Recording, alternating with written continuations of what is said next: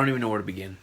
I don't even know where to begin, man. Like, see, I went into Gintama this week because yesterday was a pretty rough day, right? And I watched the latest One Piece episode yesterday morning, and I felt like relieved. I was like, it brings like this sort of happiness whenever you experience something that you love after such a hard day, right? And then today was off to like a similar start, right? And I kid you not, the moment I started watching Gintama, like always, because it never fails, it's got this huge smile on my face, man. And I went through this roller coaster of emotions. This episode covered 4 chapters. Yeah, 555, 556, 557, 558. And I'll tell you what, man. I was waiting for them to do 555 specifically because that has some like in terms of the Rakuyo arc, that one is in my top 5 just for the sole purpose of what it did for me when I first read it, and I think the anime did it perfectly. Not only did they use the legendary OST, man, for the entire Gintoki and Katsura scene, and everything was spot on. God, the flashbacks in there hurt, and they hit home. Son, when Katsura looked back and he said, "I will not allow you to kill my master again. I'm not gonna let you go through that again." And you're like, come on, man. And when Gin states, what Takatsuki would have said, because it's true. We know how Takatsuki is, man, especially after the Shogun assassination arc, man. And it's so awesome sauce because this arc in general focuses on so many different relationships between their factions and their families, and the focus on the joy on the joy 4 is so flippin' awesome sauce, man. I got so hyped yeah, let me go and talk about that real quick. I got so hyped in the anime because I did it in the manga too, but in the anime did such a good job because I forgot about the scene of whenever Sakamoto is there standing on Mutsu and you hear his voice, you're like, oh snap, the loud one is here, and then Katsura comes in and Gin comes in as well. That scene between Gin and Nobume was done excellently in the anime. Really, really powerful, and the way that they executed the framework and everything was great. It was awesome sauce. The soundtrack, everything. It was voice acting. It was perfect. It was flipping awesome sauce. Going back to whenever they started playing Bunny Blues, which I couldn't believe they started playing. Yeah, flipping blues.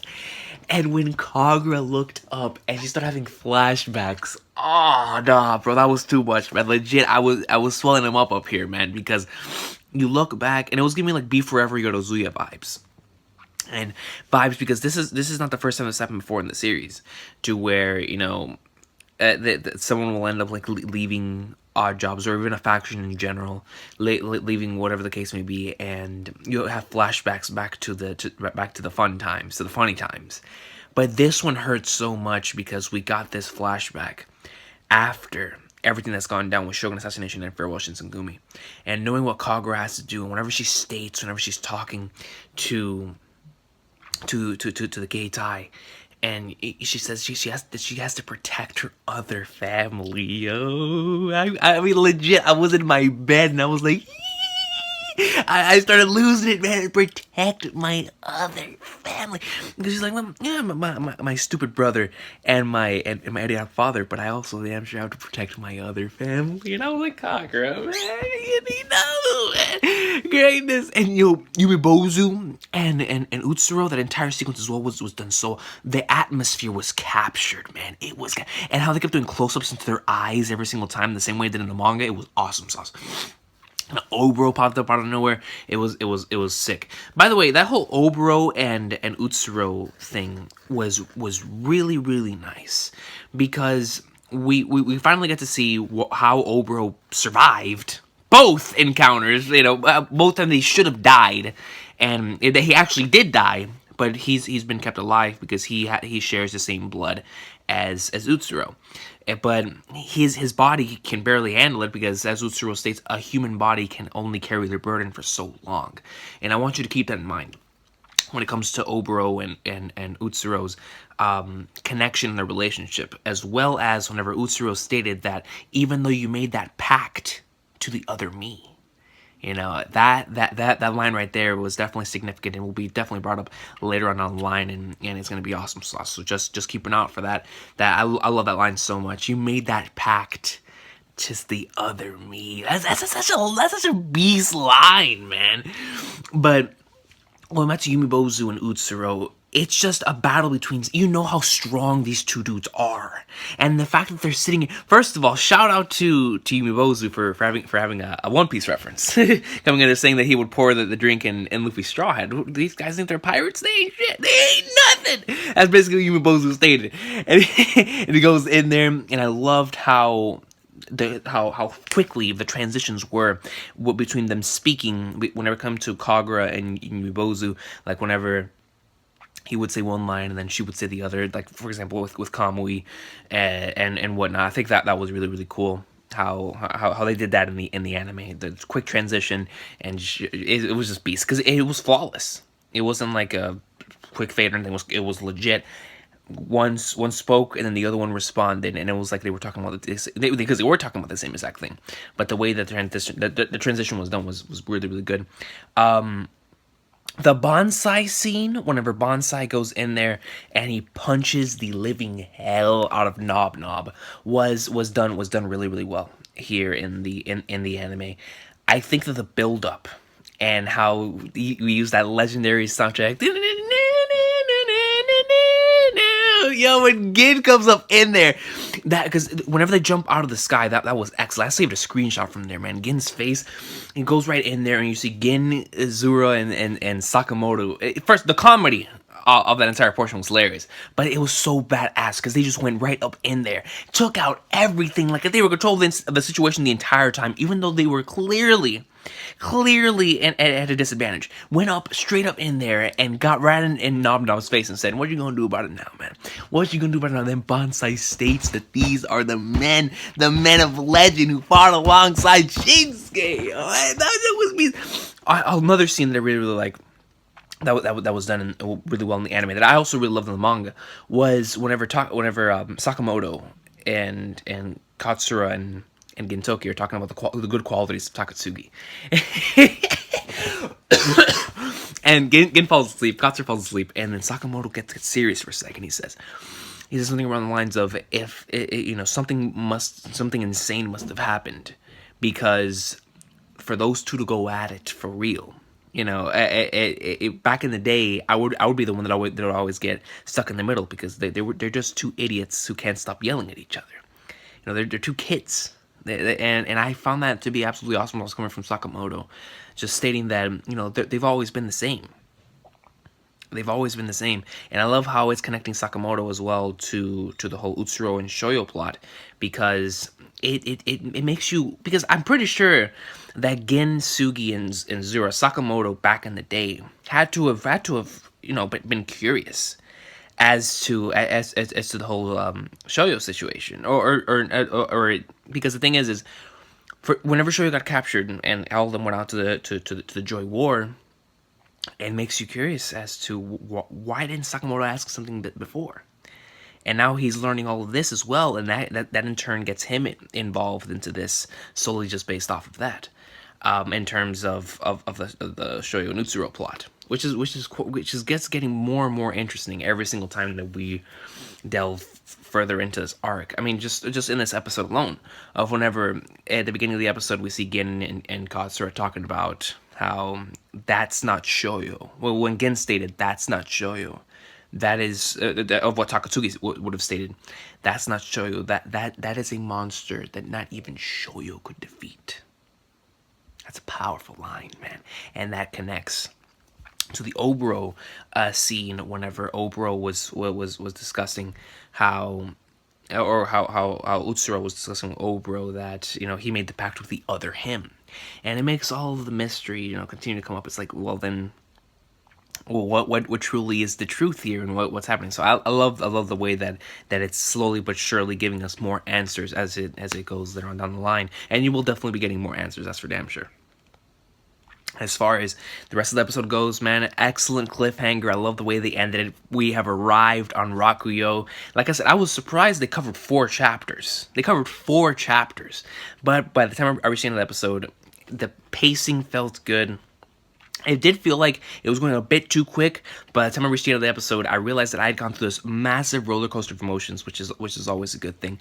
I was invested throughout the entire time of the episode from the moment that I started, and this is coming from a manga reader, so I knew what was going to happen, and I was still caught up insanely in the emotions, man. From the beginning of the episode, it would start off so flippin' awesome and amazing. God, whenever the whole leave letter thing, going back to 555. Let me talk about chapter 555, which ends with the leave letter and that panel that shows Sadaharu flipping Shinpachi, Gintoki, and Kagura's leave letters. And when Gin is saying that man, freaking Shinpachi cuts him off, but Gin was gonna say Odd Jobs has been long gone.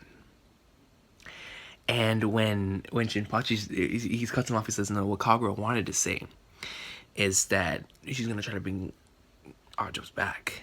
And that line in of itself connecting to whenever she says, I'll protect my other family. But then you have freaking Gintoki. Whenever he tells Nobume, he's like, whenever he's thinking to himself, because he's basically saying, I don't know what I'm going to do as a disciple of Shoyo or as a friend to Takatsuki or Katsura. But I know one thing I am going to do. I'm going to go over there and kick some ass for my girl. Kagura greatness. So that line, or just that entire sequence, and then as well the one with Nobume, whenever Nobume states that Gintoki reminds him a lot of Sasaki. Really beautiful stuff. Just the way that everything in this episode connected. I think that's the reason why BNP decided to have all 4 of these in one episode, because a lot of this stuff connected really, really well with each other. And we had to get so much insight into all of these different factions at once with a joy. And then we had Nob Nob's faction come in. Then we had finding out a little bit more about what's going on with the Harusame and what their plan is going to be. And when Bonsai comes up in there, punches Nob Nob, declaring that, all right, we're in this side with you, man. I have to work together with these guys, and I don't care if Shinsuke yells at me later, but these guys are the men that once fought with him. And then he has this amazing little monologue in the episode about how important they were probably to Takatsuki, just based off of how he based off of what he knows of Takatsuki, he must understand how much these guys must have meant to him. And I thought that scene was brilliant as well, which leads you to more, to really thinking about Bonsai and the entire Keitai in general, and how strong their bond must be to Takatsuki. Because, we all go through our relationships and whatnot, but we see other relationships and we can't imagine how strong their bonds are because we haven't been through the entire ride with them. The thing I love that Gintama does is that it gives us a lot of these different factions. Like, for example, I love the Shinsengumi and the Yodozuya equally. Just in that aspect. So, like, just going and looking at Takatsugi, and you must go back and think, man, how far do these guys go back? Like, how close are all these guys with Takatsugi? And how much does Takatsugi mean to them? Seeing them crying and seeing them sad over the fact that he's right now, his mental state's not even there. He's gone. He's unconscious. He hasn't woken up in a long time. How must that make them feel? And then whenever he supposedly disappears, no one knows where he is. Like how would that make you feel? And I honestly would be in the same thing as Bonsai would be. To where he notices that these are the guys that once fought alongside them, so why can't he do it again? So he's gonna put all of his trust into guys that he once thought of as enemies, only for the betterment of not only their group, that he stated he would not allow to die to Matako in the last episode. They stated he would not, but he also is doing it for Takatsugi, because he knows that's what Takatsugi would have wanted to do, and that to me is awesome sauce. That to me shows the qualities of a great relationship between in a family, because they're honestly a family. That's flipping awesome sauce. That's beautiful, and I love how it throughout the series it's been focused on so long, but we never got to know their side of it. You know, with Sakamoto and Mutsu, we've had a couple arcs dedicated with them. We've had a hell of a lot of stuff with with Katsura's faction. It's funny every time, man. But it's funny and it's sad now because you look back and like, man, not only do you miss the times when the Shinsengumi and the flippin' rebels would go at it, but also the Shogun. Also the Shogun, you know. So with Katsura's faction, we've had a lot of fleshing out as well. And then, of course, with Yodozuya. And it's bringing all these four together. And they all connecting in such a fantastic way that, you know, the way that Sorachi set it up and how this is only the first 552, 553, 554, 555, 556, 557, 558. We've covered 7 chapters thus far in these 2 episodes. And it's incredible how everything has managed to intertwine and intersect so well. You know, with these 2 episodes, we found out so much about Utsuro, yet there's so much mystery. And it's that kind of stuff that really makes this arc for me stand out, and especially going to a brand new location. I always love rainy sites. There's just something about me and that I love rainy. That's why Old Rain is like my stuff. I love rainy, dark places like where Rakuyo is, you know, place ravaged by war, by savages. But it's the leftovers of what happened in that war. And this place is always nonstop rain coming down. And just the way that it looks, it kind of gives you that feel. And the way that it looks animated, based off of the preview, it's going to be flipping awesome just to see how the visuals are going to connect with that. And it's something I can't wait to see, man. But overall, guys, I can't even begin to explain how much I love this episode. And maybe it is because of the day that I was having, and Gintama just gave me like that brighten up in the spirit and put me in the mood to talk about some awesome stuff. It really made me happy. Like watching this episode this week really made me happy, man. Like I was legit thankful to have been able to wake up and watch this episode. And I'm so thankful that Crunchyroll is giving it to me in HD, absolute awesome sauce. But I really am thankful that I was able to wake up today so I could watch Gintama, man. It was a hell of an episode. Goatama, man.